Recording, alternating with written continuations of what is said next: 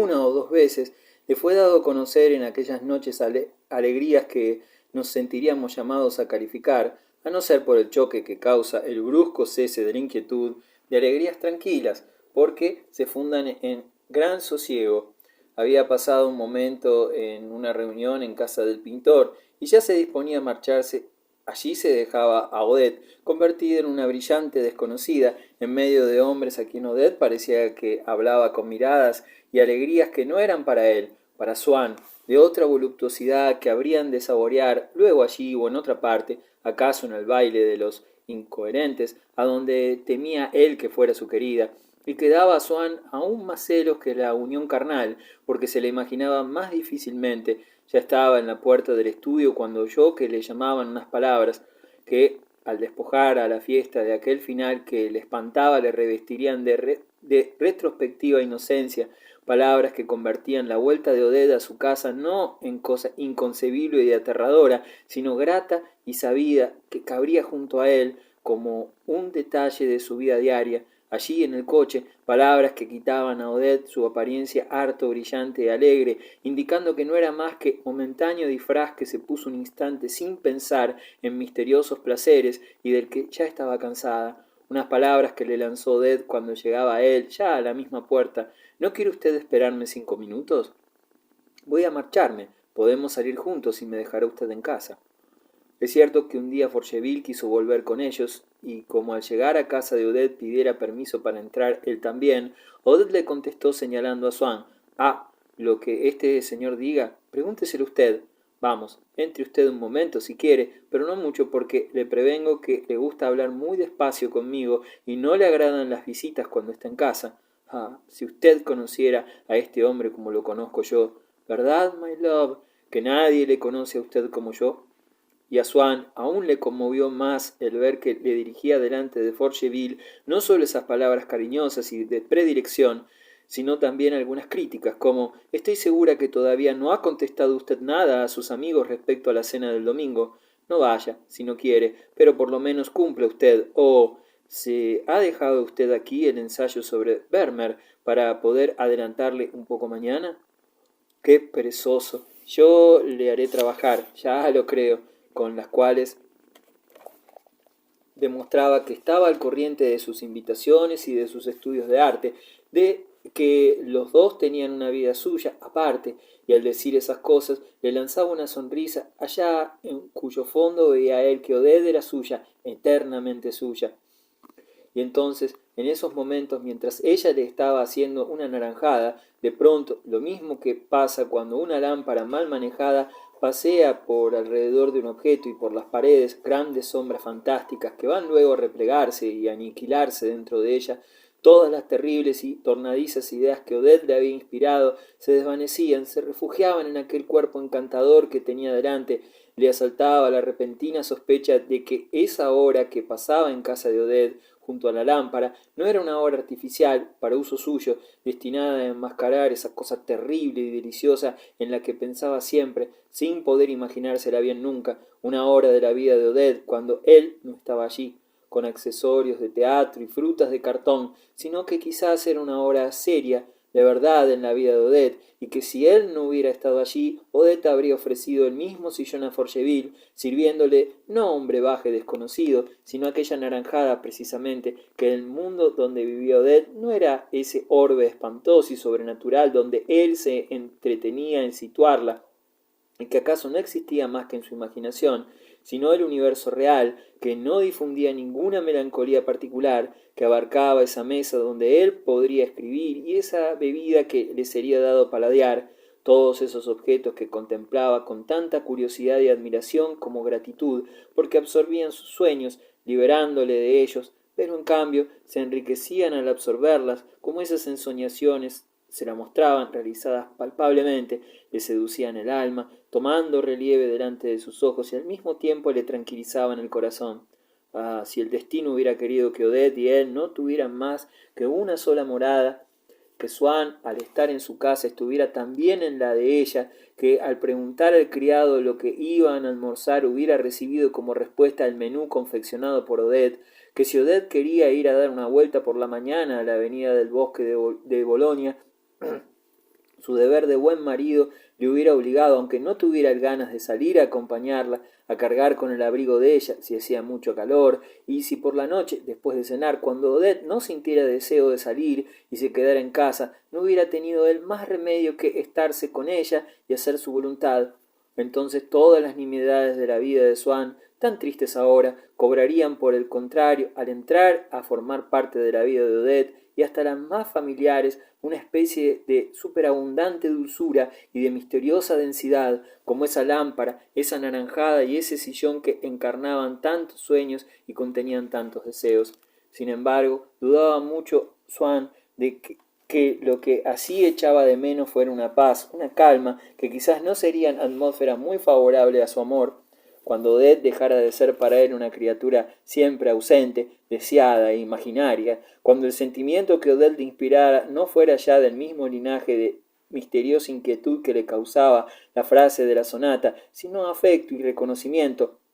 cuando se crearan entre ellos lazos normales que acabaran con su locura y su tristeza, entonces los actos de la vida de Odette ya le parecerían de escaso interés en sí mismos, como sospechara ya varias veces que en realidad lo eran. Por ejemplo, el día que leyó a trasluz la carta de Forcheville, juzgaba su enfermedad con la misma sagacidad que si le hubiera inoculado para estudiarla, y se decía que, una vez curado, todos los actos de Odette le serían indiferentes, y desde el fondo de su mórbido estado temía, en realidad, tanto como la muerte semejante curación, porque habría sido, en efecto, la muerte de todo lo que él era en ese momento.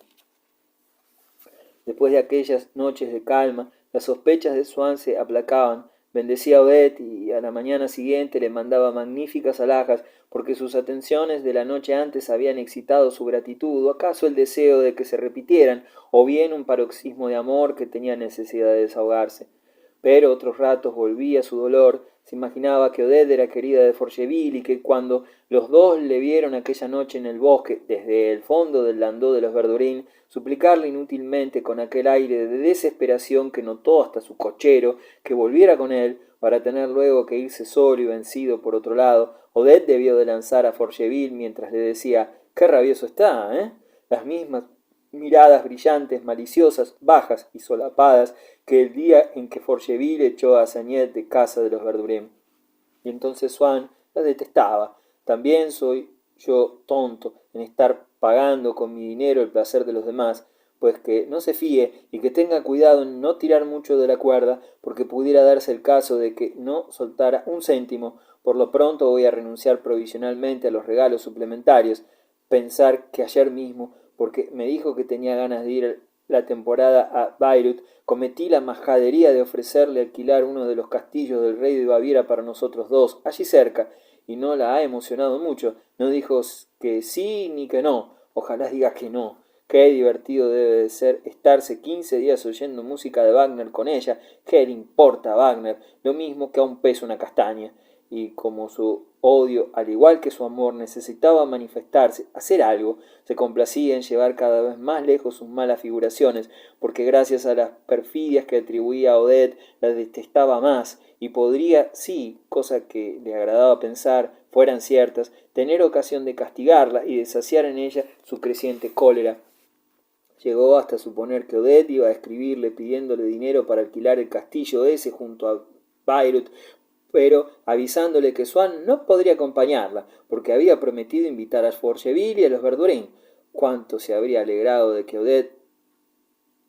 tuviera semejante atrevimiento, qué alegría en negarse, en redactar la contestación vindicatoria, y se complacía en escoger los términos de la respuesta y en enunciarlos en alta voz, como si en efecto yo hubiera recibido la carta de Odette. Pues eso mismo es lo que ocurrió el otro día. Odette describía que los Verdurin y sus amigos manifestaron deseos de asistir a las representaciones wagnerianas, y que si Swann le mandaba dinero, podría tener el gusto de invitarlos, correspondiendo así a sus muchas y frecuentes atenciones. De Swann ni una palabra. Se sobreentendía que la presencia de los Verdurin excluía la suya, de modo que iba a tener el gozo de mandarle aquella terrible respuesta que había redactado palabra por palabra el día antes, sin esperanza de tener que utilizarla nunca. Claro que sabía Swann que Odette, con el dinero que tenía o que se procuraría fácilmente, podía alquilar una casa en Bayreuth, ya que así lo deseaba. Ella, que no era capaz de distinguir entre Bach y Clapison,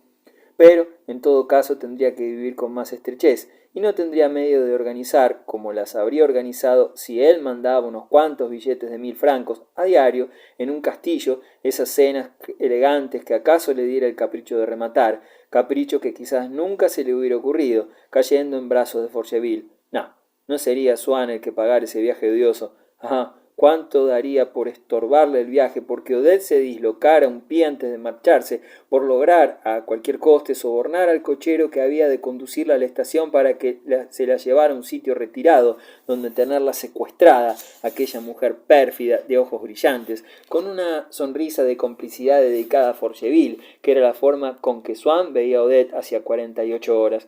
Pero esa apariencia odiosa no duraba mucho. Al cabo de unos días, el mirar brillante y falso iba perdiendo lustre y doblez, y la execrada imagen de una Odette que decía Forcheville, qué rabioso está, palidecía y se iba borrando, entonces reaparecía, iba elevándose progresivamente, con suave brillar, el rostro de la otra Odette, de la que sonreía también a Forcheville, sí, pero con sonrisa cargada de cariño a Swann, mientras decía, no esté usted mucho rato, porque a este señor no le gustan mucho las visitas cuando tiene ganas de estar conmigo. Si usted conociera a este hombre como yo le conozco, la misma sonrisa que tomaba para dar a Swann las gracias por algún rasgo de delicadeza, muy apreciado por ella, o por algún consejo que le había pedido en una de aquellas circunstancias graves que sólo a él confiaba. Y entonces se preguntaba cómo había podido escribir a esa Odette una carta insultante que hasta aquel día no debió Odette creerle capaz de firmar y que individualmente le destronaría del lugar elevado y único que su bondad y su lealtad le había ganado en la estima de Odette. Le iba a querer menos porque le quería precisamente a causa de esas cualidades que no encontraba ni en Forcheville ni en ningún otro hombre, y por estas prendas mostrábale Odette a veces bondades que se le olvidaban cuando estaba celoso, porque no eran señal de deseo y denotaban más bien afecto que amor, pero que Swann juzgaba de nuevo muy importantes a medida que el espontáneo desvanecerse de sus sospechas, acentuado muchas veces por la distracción que le proporcionaba una lectura sobre arte o la conversación con un amigo, hacia su amor menos exigente en punto a reciprocidades. Ahora, cuando después de aquella oscilación había vuelto Odette al sitio de donde la apartaran momentáneamente los celos de Swann, al sector donde se le aparecía llena de seducción, Swann la veía llena de cariño, con una mirada de consentimiento tan bonita que no podía por menos de tener los labios hacia ella como si estuviera allí y pudiera besarla, y la guardaba tanta gratitud por aquella mirada de bondad y de encanto, como si Odette le hubiera mirado realmente así, como si aquella sonrisa no fuera pintura de su imaginación para dar gusto a su deseo.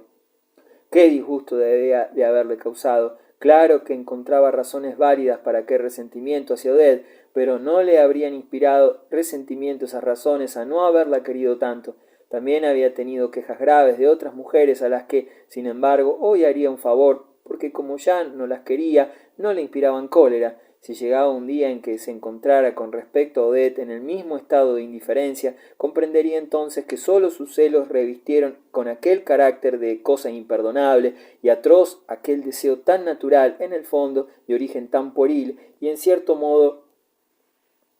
de espiritual delicadeza, de poder corresponder cuando la ocasión se presentaba a las finezas de los Verdurin y jugar al ama de casa. Volvía a ese punto de vista opuesto al de su amor y el de sus celos, y en que se colocaba por una a modo de equidad intelectual y para dar lo suyo a todas las probabilidades, y desde allí probaba a juzgar a Odette como si no la quisiera, como si fuera para él una mujer como otra cualquiera, como si la vida de Odette en cuanto él no estaba delante, no se tramara y no se urdiera ocultamente en contra suya.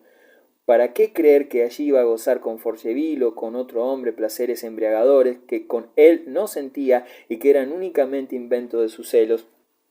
Y tanto en Bayreuth como en París, cuando Forcheville pensara en él, no tendría más remedio que considerarle como persona de mucha cuenta en la vida de Odette, persona a quien tenía que ceder su puesto cuando los dos se encontraban en casa de ella.